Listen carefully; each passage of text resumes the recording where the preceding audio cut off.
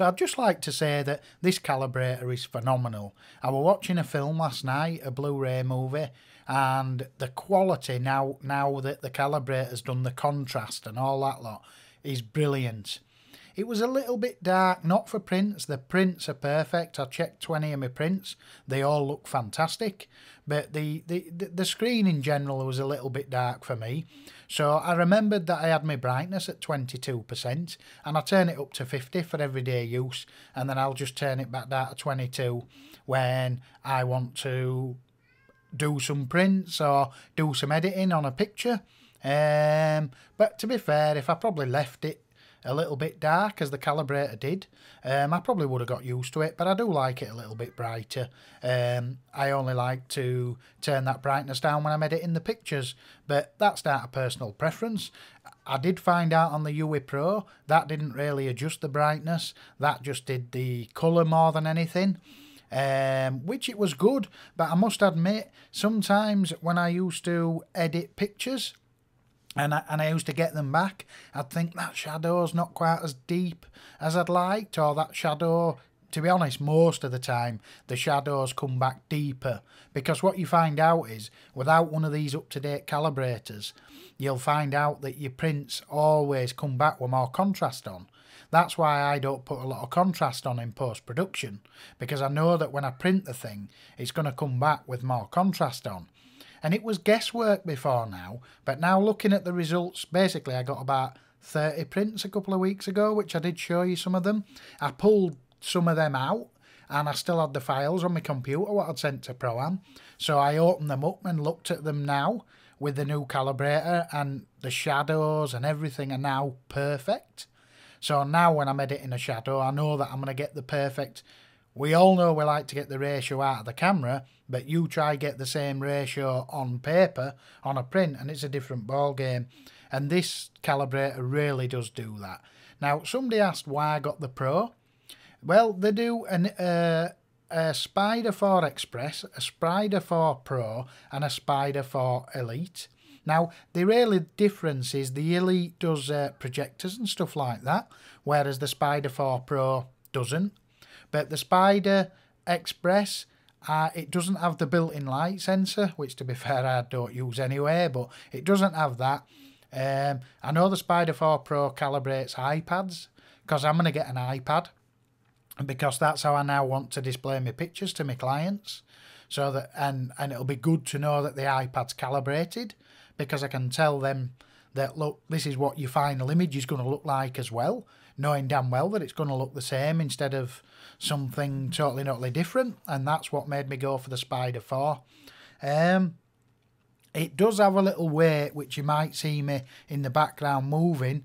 There's that little black bit on the cable. I didn't realise it slides up and down the cable so that you can get, depending on the size of your monitor, where you've got to put the Spyder when you're calibrating it, you can move it back or forward to weight the calibrator so that it doesn't fall down. So that's a good feature. I didn't show you inside the box. All that's there is a CD and a manual, and that's all there's really. And the receipt, as you can see, I did get this from Pro-Am, where I get all my prints as well. So a big thumbs up to Pro-Am. And I would like to just say that anybody who ain't got one of these, this is how I feel about a screen calibrator. And I've had this argument, which it shouldn't be an argument really, with other photographers, saying that to be serious about photography, your screen calibrator is it's as important to you as your lens. Do you know what I mean? And it's as important to you as your memory card, because it's part of your workflow. Why go and edit a picture on your screen and go, ain't that lovely? And then print it and it's not so lovely anymore. Do you know what I mean? It's not, I don't know, it's not very professional to me. To be professional and give professional results, for starters, you as a professional want professional results. Forget what the client wants. You want to know that you've just sat there. Let's look at this video in the background. Look at the colour of the tiles. Look at the colour. Look at the contrast. You know, if that's how you've edited that video, Well, that's how it wants to be. You don't want to send it off. And I've just said to you that MIUI Pro was fantastic. It got the colours near enough, goddammit, right, but the brightness and the contrast and the shadow and highlights, it didn't really bother with those, where this new Spyder 4 has done the brightness. I mean, just looking at my screen now, when I look at the icons, they all look right crisp. It just, without even printing anything, the monitor just looks really, really crisp and nice. Like I say, a little bit dark for just everyday using your PC, so you might want to nip the brightness up a bit once it's calibrated, just for viewing purposes, and then remember the number, like mine's 22, that'll just stick in my head now. So I know that if I'm going to do any printing, I'll just whack it down to 22, get Photoshop open and edit away, and it's going to look fantastic. I'm not saying you have to do that, that's personal preference. So yeah, anybody who ain't got a screen calibrator, get one. And then that way, you know that, I mean, the amount of times I've had people say to me, "Hi John, your picture looks a bit red. Your picture looks a bit this." And I go, "Well, are you looking at it on a calibrated screen?" "Well, no." "Well, don't talk to me about it then. Jog on. Don't start telling me my picture looks red because you're using a shitty ass monitor that you ain't got calibrated properly. Your eyes are not calibrated. That's what that calibrator's there for. Your screen, when you buy it out of the manufacturer makes a screen. They don't calibrate it for you. They just make it and sell it on. And all screens are different. And there's a prime example. You get 10 different screens and look at a picture and it will look completely different on every single screen. So how can somebody really judge your image? I'm sorry, but you can't. You're not even worth judging it. You cannot judge it without looking at it as, like when I put an image up, you can only judge it, to me, if you're seeing what I see. Then you can judge it and go, "Oh, I don't like that, it's a bit contrasty." And then I can take your point aboard. Now, I know you're probably thinking, "Oh, you've been a bit abrupt there, John, today." But I'm not. I'm just saying that when I do something, I'm hoping that somebody else is going to look at it the same way as I look at it. And then that way, when they give me a comment, like when somebody says your picture looks a bit red and you go out of their house and they're using an old 80 quid monitor that they've had 5 years that ain't calibrated, I just look at it and I laugh. And I think, well, no wonder why you're saying it looks like this. Get serious about the game and get yourself, you've got your nice cameras, you've got your nice lenses, you've got your nice tripods, you've got nice everything. Get yourself a calibrator. I know it seems like expensive and I wish they were only £15. But they're not, unfortunately. They're a bit dearer, but they're not something you buy all the time, and they'll last you plenty of years. I mean, I had my MIUI Pro like 3 years or something like that, and it don't owe me a penny. I only give 90 quid for it. It don't owe me a penny, you know. So get serious about your calibration. Get your monitors calibrated. I highly recommend this Spyder 4. You know my reviews. I always like to go, probably bore you sometimes, but I like to go in all the ins and outs, and then that way, when you're going to buy one, at least you know that you're going to get something you like or something you don't like. I'm really impressed with mine. Really, really impressed. I just think it's fantastic.